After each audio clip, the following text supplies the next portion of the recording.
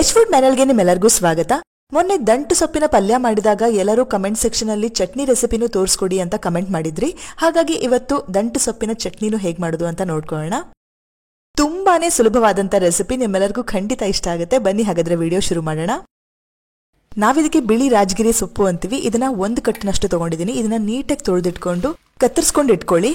ತೀರಾ ಚಿಕ್ಕ ಚಿಕ್ಕದಾಗಿ ಕತ್ತರಿಸ್ಕೊಳ್ಳೋ ಅವಶ್ಯಕತೆನೂ ಇಲ್ಲ.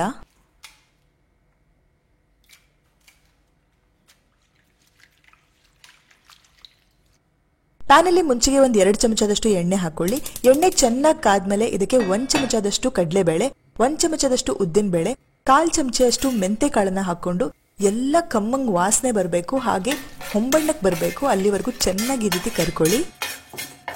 ಈಗ ನೀವು ಎಷ್ಟು ಖಾರ ತಿಂತಿರೋ ಅದಕ್ಕೆ ಅನುಗುಣವಾಗಿ ಹಸಿರು ಮೆಣಸಿನಕಾಯಿನ ಹಾಕೊಳ್ಳಿ. ಒಂದು ಅರ್ಧ ಚಮಚದಷ್ಟು ಇಂಗು, 1/4 ಚಮಚ ಅರಿಶಿನದ ಪುಡಿನ ಹಾಕೊಂಡು ಮುಂಚೆ ಕತ್ತರಿಸ್ಕೊಂಡು ಇಟ್ಕೊಂಡಿರುವಂತಹ ದಂಟು ಅಥವಾ ರಾಜಗಿರಿ ಸೊಪ್ಪನ್ನ ಹಾಕೊಳ್ಳಿ.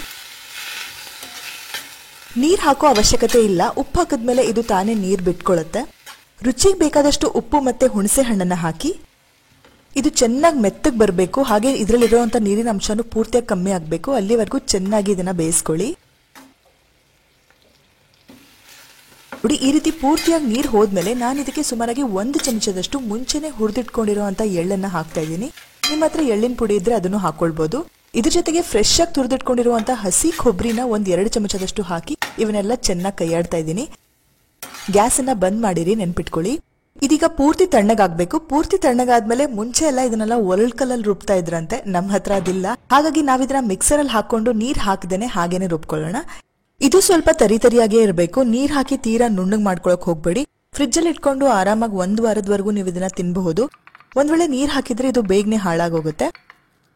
ಇವಾಗ ಇದಕ್ಕೆ ಒಂದು ಸಿಂಪಲ್ ಆಗಿರುವಂತಹ ಒಗ್ಗರಣೆ ಮಾಡ್ಕೊಂಡು ಚಟ್ನಿಗೆ ಸೇರಿಸ್ಬಿಟ್ರೆ ಮುಗಿತು. ದಂಟು ಸೊಪ್ಪಿನ ಚಟ್ನಿ ರೆಡಿ.